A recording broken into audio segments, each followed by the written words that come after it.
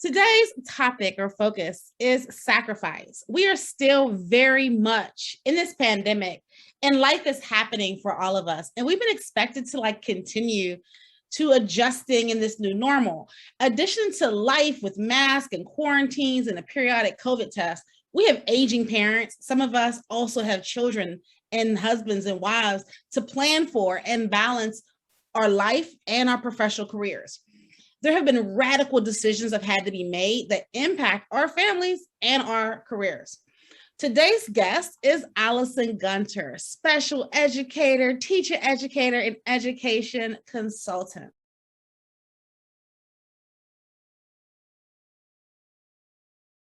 Well, thank you for inviting me and allowing me to share my experiences with your audience. I feel really honored.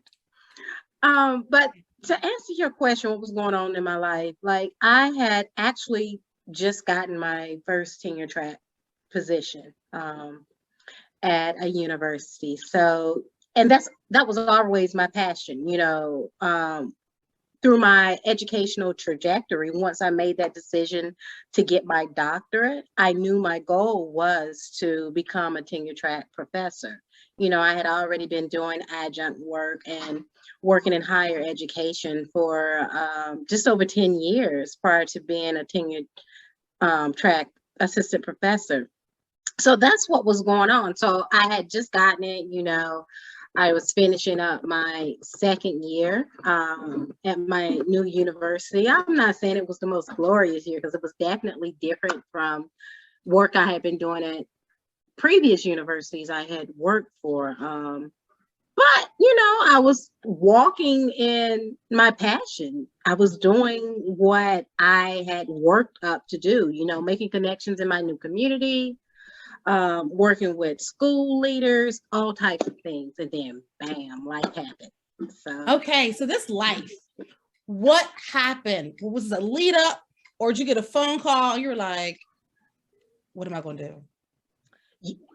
Exactly. It was not a lead up. It was, I got that phone call one day from my sister letting me know that, my mom had been hurt. She had gotten into an accident in the home and she was found, and no one knew how long she had been out, passed out in the house on her own. They had to break into the house and everything. And the reason that happened is because it's not like my mom not to answer the phone. Mm-hmm. And throughout the weekend, I had this feeling. I kept telling my husband, remind me to call mama, because I talked to her at least once a week. And throughout the whole weekend, I just had this feeling of something isn't right. Mm-hmm. I didn't know what that something was, but something wasn't sitting right in my soul. And then my sister called and I was, on the first thing smoking to get back. I shouldn't even say I was on the first thing smoking because being the person that I am, the first thing I thought about was my students and my classes and how was everything going to be taken care of and what was going to happen. And, I had to have a really heart-to-heart conversation with my best friend who was like, well, you don't know your mom's condition. How would you feel if she passed away tonight? And once she posed that question to me, I was on the first thing smoking. Because if you know my mom, then, you don't always have to be panicked when she gets injured. Because, I hate to say this because it's such a negative trope for us as Black women. And it has harmed us more than helped us. But she was a strong Black woman, So I was like, she's probably okay. And my best friend was like, but if she passes away tonight, then what? Now what? Right. How you I got out of there. I got out of here and it changed everything for me. Okay. So once you got there, so you get there and you're like, whoa. At what point did you decide I need to leave, I need to be here?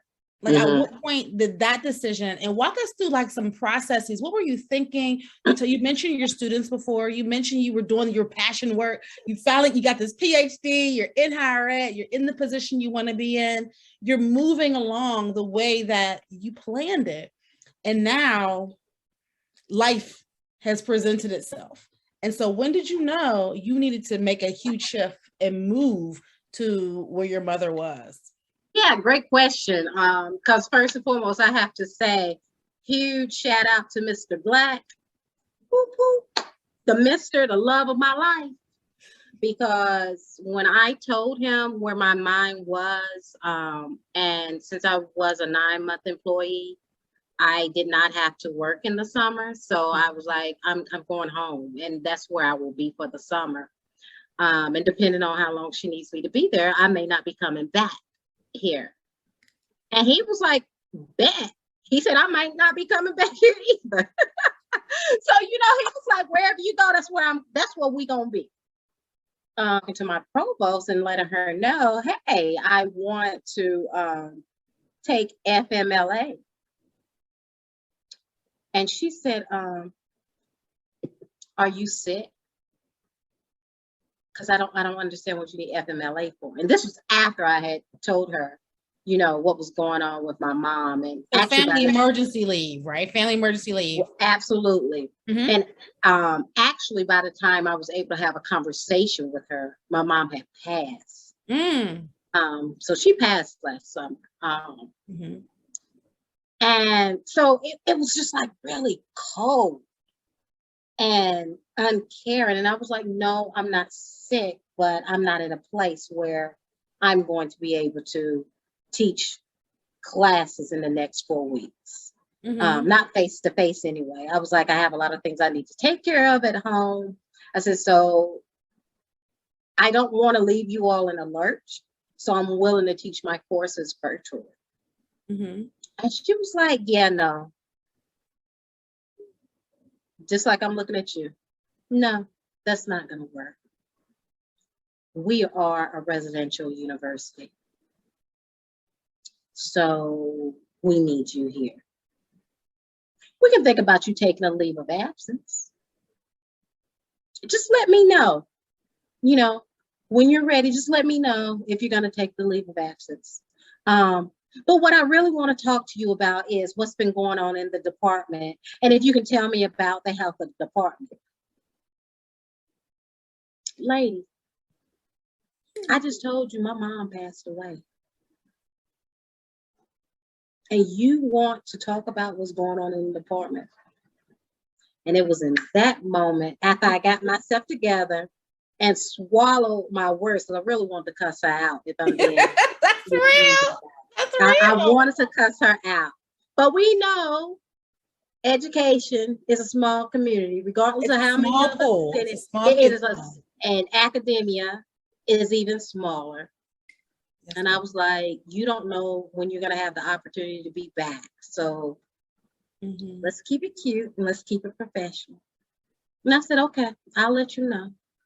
And so when I got home, I started making my moves, making my decisions, sent her my email letting her know that I would be taking a leave of absence for the fall semester. I think in October, she let me know that I need to let her know what my plans were for the spring. I asked for a leave of absence for the spring. October finished, November finished. She didn't say anything. So I sent my resignation letter. So to your point about making the decisions and being able to process these transitions and, in this era of self-care and, doing what's best for you, especially when we're talking about Black women.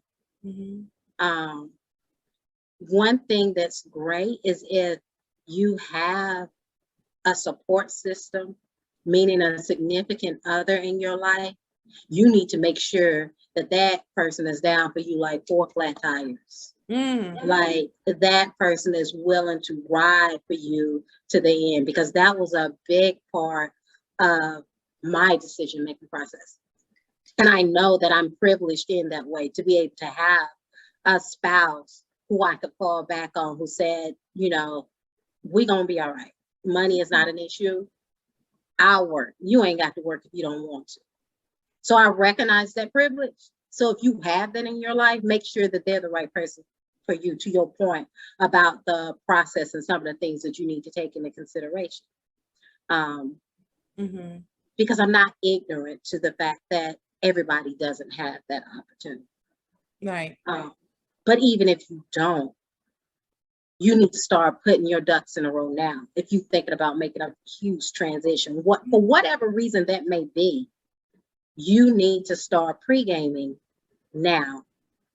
Because even before I was married, whenever I was going to leave a job or make a big change in my life, I started pre-game. Like, how much money do I need to make this happen? What do I need to make sure I have in place before I quit this place? And, you know, uh, my awesome mother instilled in us, I think, from the time we can understand English, you don't leave one job until you have enough. So you have some things built up, you have a process in place. So that saving piece is huge. Your support system, like you said, your support system. In your case, you have a husband that was able to help you make that transition. Being with someone who is down for you, who Absolutely. got you. Having just somebody in your corner doesn't mean anything if they're not working with you. Yeah, and even your friend network, because I'm a native North Carolinian. Mm-hmm. So my friend network here is huge. I have friends in Baltimore, Maryland, and those places too, but nothing like the network I have here in North Carolina. So that's another thing. When you're thinking about packing up and getting gone, I would honestly say it's easier if you go someplace where your friend network, if you don't have a significant other, where your friend and family network is solid. Strong. Absolutely. And that's what I've been able to depend upon here. I had to make, my big decision too. But my friend network has been amazing. And my family's friend network has been amazing. So that support system is huge. Being able to rely upon those folks and ask for help when you need it. And that's hard. And you talked about the trouble of the strong Black woman. So recognizing that strength also comes with asking for help from the people who are around you. Absolutely. Yeah, absolutely. Absolutely. As you decided to move back in, I know your husband said, don't worry about it, what you got to do, but you're not going to sit at home. I know you. So what's the next? So where'd you land and how'd you make a decision to pivot or to decide what you're going to do in your new space? You talked about your networks in your hometown. How did you utilize them and how did you decide to pivot for your next position? So you're right. I couldn't sit still for long. As much as I enjoy, my late mornings and my lounging around the house and tending to my garden that I had started when I moved back home and, was talking about with my mom and everything. As much as I enjoyed that, I was like, you have a purpose and it hasn't been fulfilled and you have to get out of this house, So I decided to start looking for jobs and I actually landed back in K-12. I knew I had a passion for working with educators. I still like coaching. I still like being a teacher educator. So I found a job that allowed me to be in K-12, be in schools, but also work with teachers. Good. And the beautiful thing about it is I'm passionate about research too. So I did have to give a little to get a little. So I thought I was giving up the research aspect of it to be able to, I guess, work on the clinical side.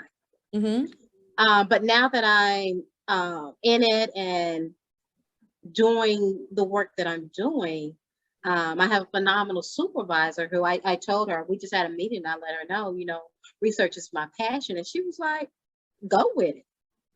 Nice. She was like, take your project, write it up, do what you do. So look at God, look at him. You never know how things are going to manifest for you. Absolutely. What you said, I'm going to stop you. You said one thing that I'm going to go back to, the being deliberate.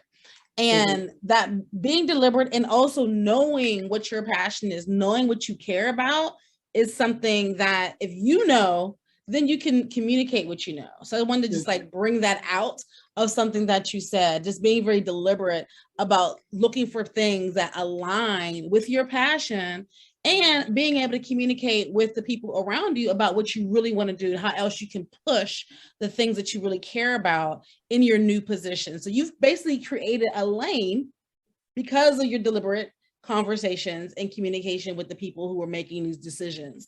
And now you have what you want in the position that you want to be in. Absolutely. And, when I made the decision to move back home and be here and, not work, I also started my own consulting agency and I had already made connections in Ohio. So I had my clients in the previous place that I was, but we all know when you start in the business, you still need to be bringing some income in. Although the hubby said he had it, I was like, yep, I got to get out. And I felt like being in the district allowed me to see what's happening and see what the district's needs are, as well as what the needs of parents are. So, yeah. Absolutely. Well, I'm really happy for you. Again, that transition, part of the process of the program, the part of the reason that we're doing this is to help people recognize that they're not alone in these decisions, and people are making these pivots, and we're all thinking certain things, and sometimes we forget what to think. So hearing other people's stories reminds us of other things we need to consider as we're making these decisions. Would love to be able to shorten someone else's trajectory so they can skip a few pieces and parts that we had to live through by sharing our experiences. So thank you so much, Allison, for sharing your story.